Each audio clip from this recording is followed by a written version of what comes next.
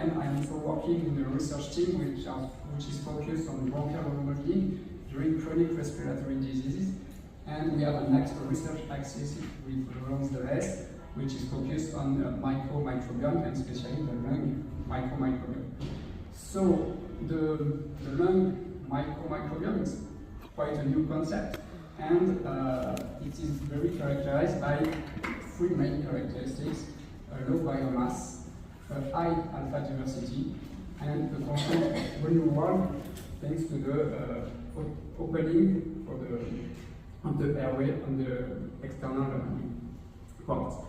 And when we lose one of these main characteristics, we can talk about dysbiosis of this lung microbiome, and this dysbiosis has been associated with respiratory diseases and chronic respiratory diseases, including COPD, and the topic of this talk, including asthma.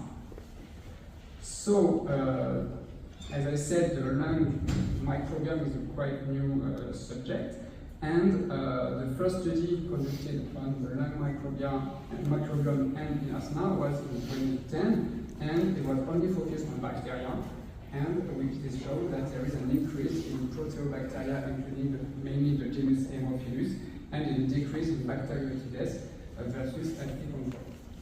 Since this first study, many other studies have been conducted, and with the main consistent result was an increase in this proteobacteria in the lung microbiome. There is also some studies, but very less studies on the fungal microbiome, and as you can see, there are some genus that are associated with asthma versus healthy control. What is interesting also about dysbiosis and asthma, that we found, like, as I said, a decrease in alpha diversity is associated with a less healthy microbiome, and they found in this study that there is a decrease in alpha diversity in asthma patients, as you can see in blue on this graph, versus healthy control in red, and that was true for the bacterial part and also for the fungal part in the lower side of the slide. Also, what was interesting in dysbiosis and asthma is that the dysbiosis was associated with the disease features, such as disease severity. In this graph, you can see the ICQ score. The ICQ score is a quality of life score, which, especially the FEV1, which is a major parameter to evaluate the disease severity in asthma. And for example, the genus Alternaria was negatively associated, correlated with the FEV1, whereas the Aspergillus genus was positively associated with this FEV1. We also have a correlation, an association between dysbiosis and the response to treatment, and especially the response to corticosteroids, which are one main therapy to treat asthma exacerbation.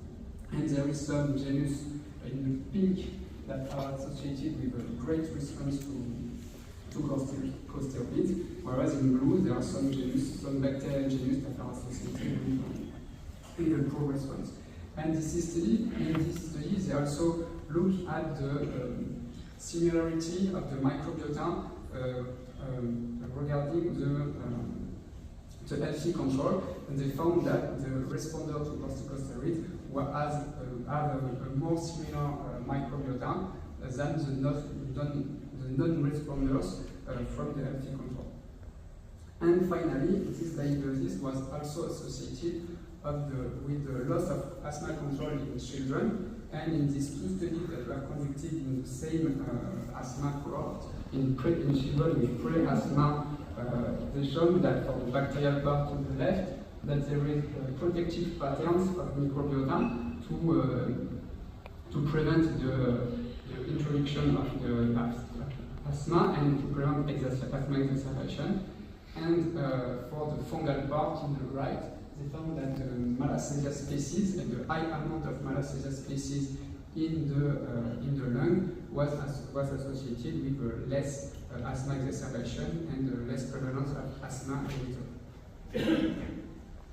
So finally, regarding this this lung microbiome. The lung microbiome can act as a trigger of asthma, such as other fungal pathogens or other environmental exposition. But the lung microbiome can be alimentation, and the gut can also be exposed to fungi. But the main way of exposition for the organism to the external exposure, fungi, is the inhalation of fungal conidia, which are everywhere in our environment, and eventually we inhalate a lot of fungal spores. So the lung and the airway are the main part of the main way of the exposure to fungi. And this fungal exposure has been associated also with asthma. In this study conducted in New York in several suburbs, they showed that there is an increase in the prevalence of asthma in suburbs where there is a decrease in fungal diversity in these suburbs. Also, they found that in the same study that in patients with asthma, there was an increase of the frequency of the symptoms in suburbs with a decrease of the diversity. So, we conclude that it seems interesting to be exposed to a diverse fungi in a low amount than a big amount of only one fungi with diversity. It's like the same in the lung microbiota. It's very important to have a high diversity. So in our research team, we're trying to study this whole part of the study. So to study we conducted some studies, and to study the fungal exposure, we deployed house dust collector in the patient room for 10 weeks to collect passively the fungal spores and to reflect the passive inhalation of the patient of the spores. We also collect some students to study the lung microbiome, and we assess the evolution of the disease, and especially the asthma. So we look at some different patterns. And to study the external, the fungal exposure and the lung microbiome, we perform DNA extraction, high-throughput sequencing, and we perform a metataxonomic analysis targeting specifically the ITS2 region of the ribosomal DNA. So the first study we conducted, it was regarding to the asthma phenotypes, because asthma is very heterogeneous disease with multiple phenotypes, which involve many cellular triggers, environmental triggers, also bacteria or infectious triggers, and also a component part, genetic part of this for the trigger. But there is two